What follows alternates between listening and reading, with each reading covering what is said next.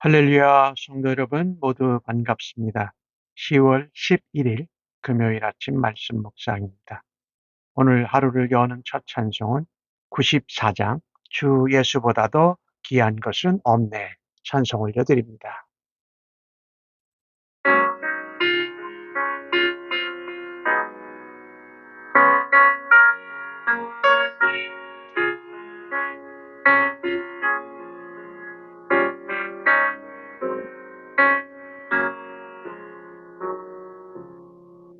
주 예수보다 더 귀한 것은 없네. 이 세상 무기와 바꿀 수 없네. 영주는 내 대신 돌아가신 그 놀라운 사랑 잊지 못해. 세상 즐거움 다 버리고 세상 자랑 다 버렸네. 주 예수보다 더 귀한 것은 없네. 예수밖에는 없네. 주 예수보다 더 귀한 것은 없네. 이 세상 명예와 바꿀 수 없네. 이전에 즐기던 세상 일도 주 사랑하는 마음 맺지 못해. 세상 즐거움 다 버리고 세상 자랑 다 버렸네. 주 예수보다 더 귀한 것은 없네. 예수밖에는 없네.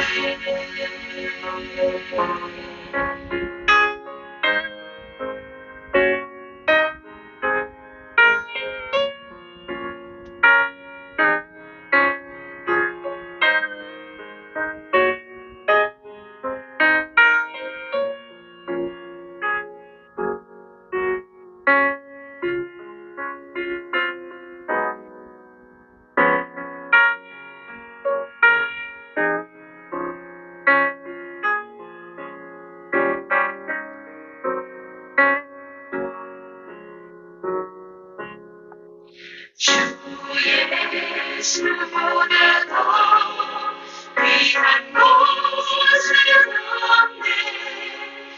이 세상 행복과 바꿀 수 없네. 유혹과 핍박이 몰려와도 주 섬기는 내 맘 변치 않아. 세상 즐거움 다 버리고 세상 자랑 다 버렸네. 주 예수보다 더 귀한 것은 없네. 예수밖에는 없네.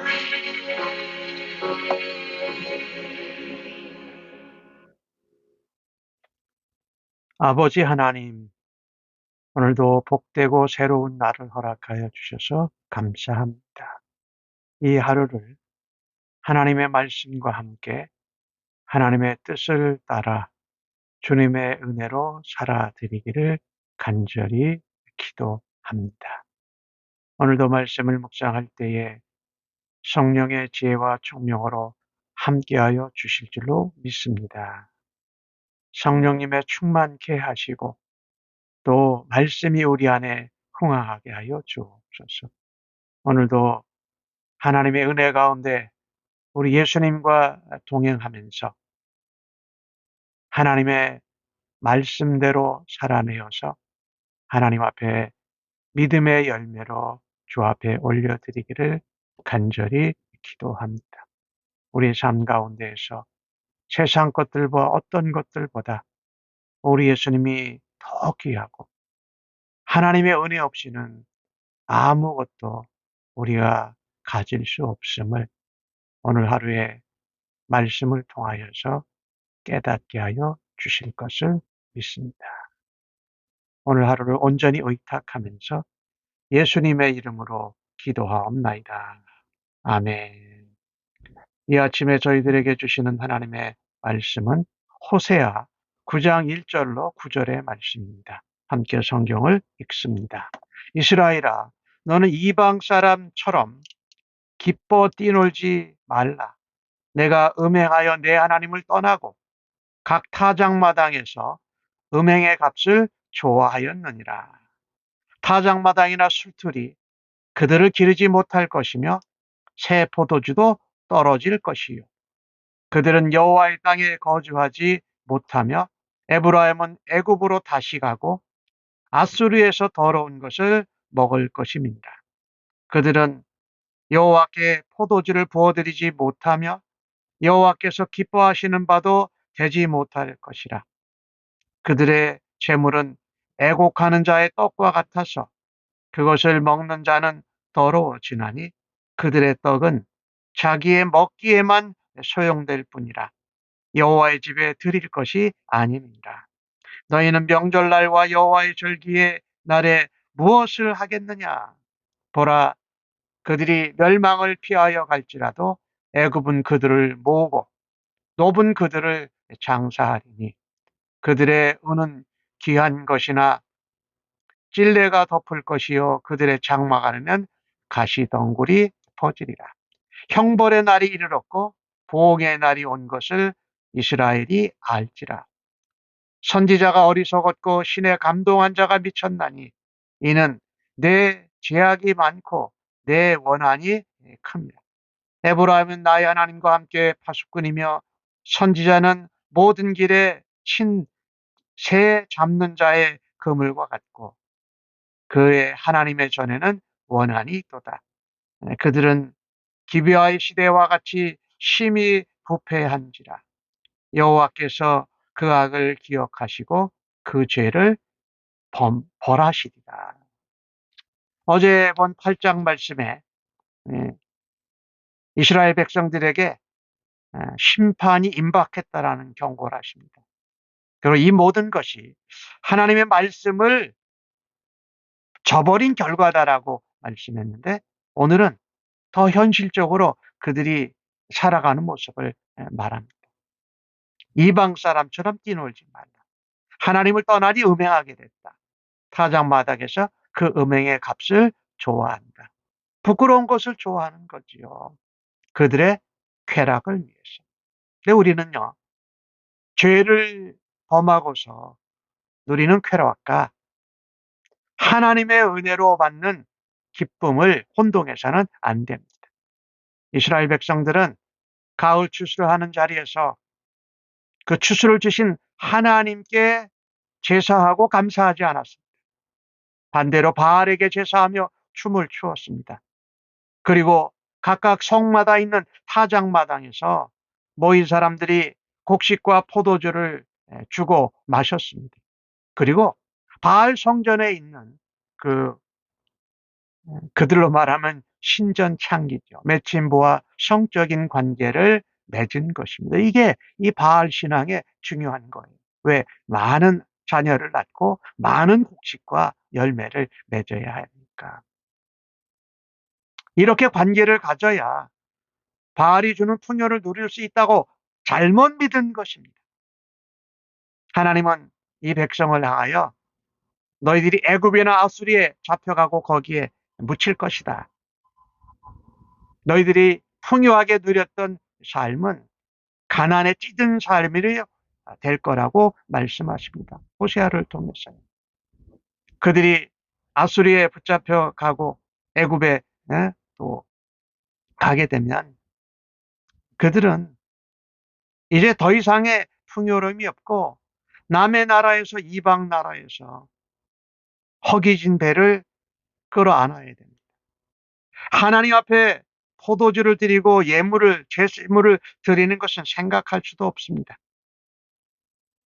또 하나님이 기뻐하시는 하나님의 선택한 백성, 하나님의 제사장 나라, 그 일을 감당하지 못한다라는 것입니다.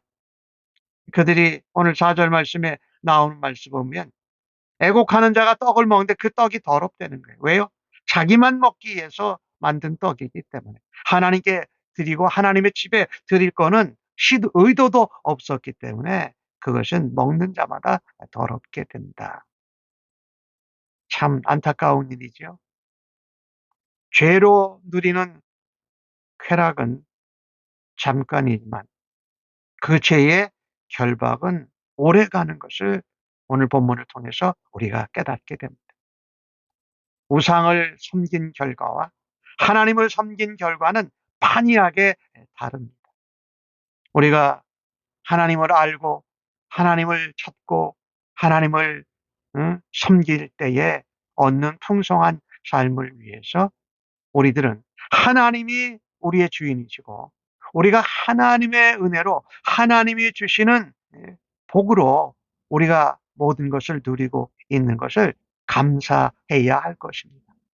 풍성하고 많은 것이 있어서 삶을 누리게 되는 것은 자연히 바알이 준 것이 아닙니다. 하나님의 은혜의 선물이라는 것이지요.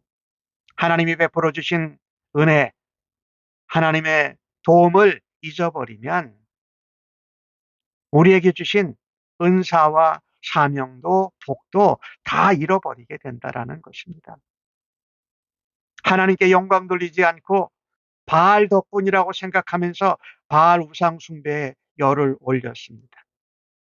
하나님의 백성으로, 하나님의 택한 백성, 하나님의 제사장 나라로 언약 백성으로 거룩하지 못한 것입니다. 하나님 앞에 제사하고 예배할 때에 우리는 제물을 드리고 회개하고 또 화목제사, 속죄제사를 드리면서 정결하게 되지요. 그 거룩함을 유지하지 못한 백성들은 하나님이 심판하신다라는 겁니다. 이스라엘의 경우를 보면. 그리고 하나님이 약속하셨던 그 땅에서 맺어지는 곡식과 포도주를 먹을 수도 없게 됩니다. 가나안 땅에서 추방당합니다. 그리고 애굽에서 종으로 있었던 것처럼 포로 상태로 돌아가서 아수르에 잡혀가서 살게 됩니다. 하나님 앞에 명절날 여호와의 절기 지킬 수 없게 됩니다.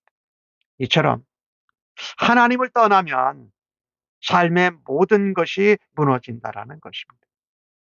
우리가 하나님을 떠나지 말고 죄를 떠나야 합니다. 우상 숭배에서 떠나야 한다라는 것이죠. 왜 그들이 세상적인 즐거움, 바알이 주는 풍요라고 쾌락에 빠졌을 때에 하나님을 떠난 것을 우리가 기억해야 합니다. 떠나야 할 것은 하나님이 아니라 죄와 우상에서 혼합 종교에서 떠나야 하는 것이죠. 오늘 주신 말씀에 보면은 6절 말씀에 그런 말씀이 있잖아요. 멸망을 피하여 가도 애굽은 너희들을 쫓아올 것이며 노베 애굽 땅에 의지돼도 너희가 거기서 죽는다. 너희가 가지고 있는 금은에 찔레 가시가 덮고 그 가시 덩쿨이 너희의 성막 안에 장막 안에 가득할 거다.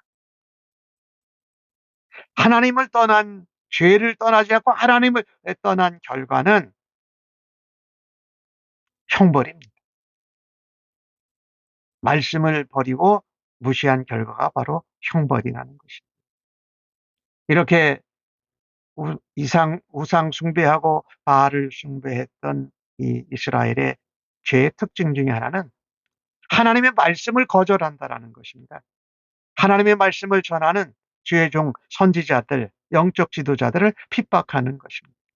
오늘 7절 말씀에 선지자가 어리석었고 신의 감동한 자가 미쳤다고 말하고 말씀 듣는 적고 전하는 사람들에게 원한이 많았다라는 거죠. 선지자가 전하는 하나님의 말씀에서 벗어났습니다. 죄악에 깊이 빠져서 헤어나오지 못합니다. 그래서 그들은요, 선지자가 말씀 전하는 것을 방해했습니다. 가는 길목마다 덫을 놓았고 하나님의 성전에 있는 선지자에게는 원한을 품었던 것입니다.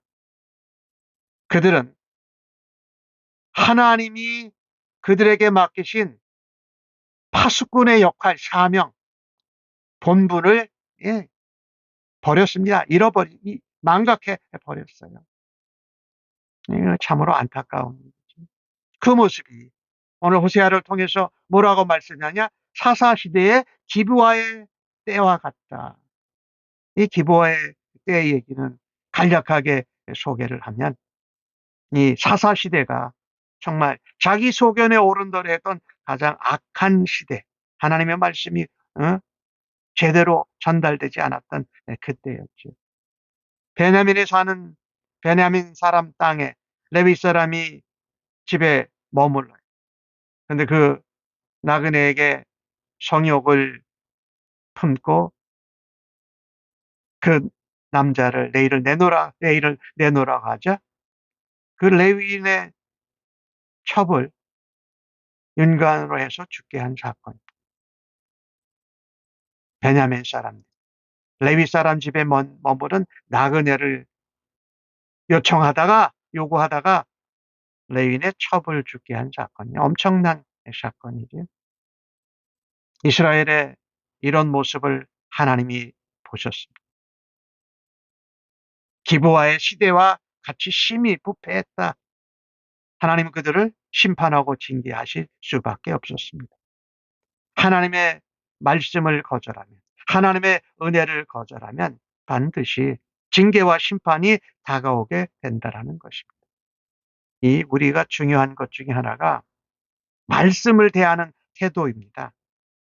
나는 말씀을 대하는 태도를 예배에 말씀을 전하는 설교자, 하나님의 종, 영적인 지도자를 어떻게 대하고 있습니까? 그들을 사람의 말을 전하는 사람으로 생각합니까? 아니면 하나님의 말씀을 전하는 메신저로 대하십니까? 그리고 그들의 연약함과 부족함을 위해서 하나님 말씀을 바르게 전할 수 있도록 기도할 수 있기를 간절히 바랍니다. 그렇게 할 때에 우리는 하나님의 말씀으로 거룩해지는 것이지요. 거룩함은요, 하나님이 거룩하시니 너희도 거룩하라 하셨잖아요. 그것은 하나님의 백성다운 성품과 또 삶의 모습을 유지하는 것입니다. 이것이 하나님 백성다운 삶이에요. 형통하고 복을 받기 전에 거룩해야 합니다. 하나님의 백성다운, 하나님의 자녀다운 모습으로 성실하게 살아가야 합니다. 세상의 방법과 수단과 가치를 의지하지 말아야 한다라는 것입니다. 하지만 이스라엘 나라는 국가적으로 멸망하는 그 위기의 때에도 전혀 회개하지 않습니다. 계속해서 하나님 말씀을 거부하고 불순종합니다. 참으로 안타까운 일이지요. 사사시대를 비유해서 기브야의 시대같이 심히 부패하다고 말씀하니까 하나님의 말씀, 진리의 선포가 멈춰집니다. 그것을 듣지 아니하면 시대의 종말이 찾아오는 것입니다. 사사시대가 그랬듯이 이스라엘 나라도 그렇게 됐다라는 것입니다. 하나님의 말씀을 어리석다고 생각하고 하나님의 말씀을 무시하고 자기들 뜻대로 세상적인 방법과 우상숭배를 하며 살아가는 그곳에는 하나님의 심판이 남아 있다라는 것입니다. 나 한 사람이 하나님 말씀으로 거룩해짐으로 제 악으로 인한 형벌을 맞는 그때에 그것을 하나님 앞에 나아가 변화시켜 달라고 막아 달라고 기도할 수 있는 한 사람 되기를 간절히 바랍니다. 기도하겠습니다. 하나님, 주님 안에서 말씀으로 인해 얻는 정말 영적인 기쁨과 축복을 감사합니다. 그것을 위해서 세상에서 누리는 육신의 즐거움, 세상의 쾌락을 포기할 수 있는 용기와 믿음을 더하여 주옵소서. 유혹이 우리에게 닥쳐올 때마다 하나님 말씀으로 하나님께로 나아가서 승리하고 회복되는 주의 백성들로 삼아 주시니 감사합니다. 저희들에게 주어진 모든 것이 하나님의 은혜요, 하나님의 선물인 줄로 믿고 고백합니다. 오늘도 은혜를 잊어버리고 사는 사람들을 애타게 기다리시고 하나님의 마음을 열고 하나님 말씀하시니 감사합니다. 그 길은 바로 말씀으로 오신 예수 그리스도임을 믿습니다. 유일한 길이요 진리요 생명 되신 예수 그리스도로 우리의 삶이 정결하고 거룩해지며 우리의 삶으로 하나님의 증인, 예수 그리스도의 복음의 증인, 성령의 능력으로 살아드리는 주의 백성들로 사용하여 주시니 감사합니다. 예수님의 이름으로 기도합니다. 아멘.